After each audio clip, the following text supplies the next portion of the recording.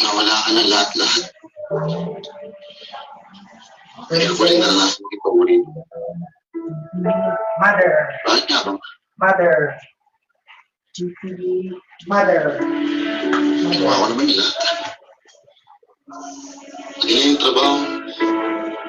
Kung tutuusin, dapat sa kalooban ko, ginawa ko na para mapagamot ka.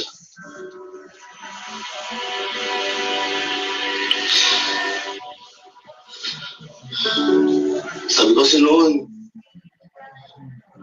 siguro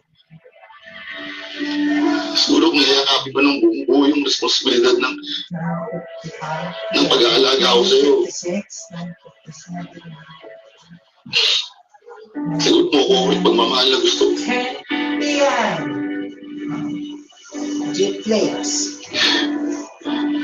Pero ginawa ko pala yun para hindi maging paborito mo.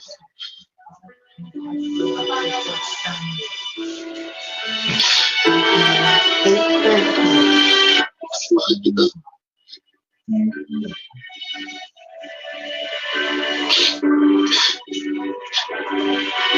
At yung pagmamahal na yun pa, hindi ko pagpapalit mo.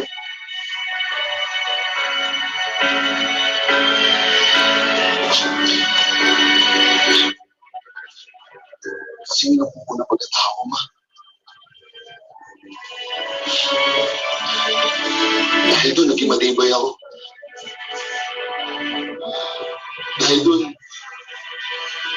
ang lahat kaya ko nang gawin ngayon.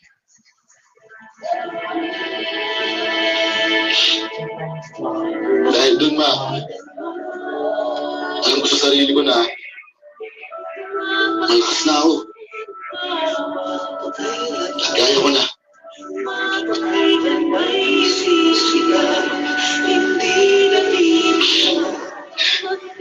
Kaya ma, maraming salamat.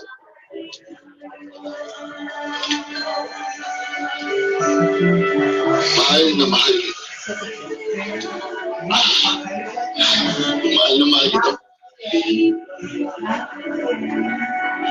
Kumapit ka sa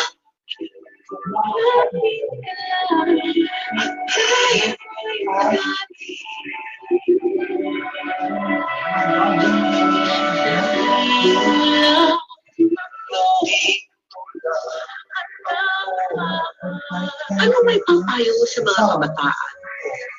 For example, lagi sila kay God, magtiwala. Hanggat maaari po, yung trabaho ng papasukan nila is marangal. Thank you very much and God bless you. Nakakalungkot isipin na kailangan gawin ni Junjun ang isang hindi marangal na trabaho for his mother to live longer. Ako po hindi nanguhusga. Wala tayong karapatan na maging judgmental. Pero ang aking dasal naman, sana hindi na kailangan humantong sa ganitong daan ang ating mga kabataan para lamang masuportahan ang kanilang pamilya.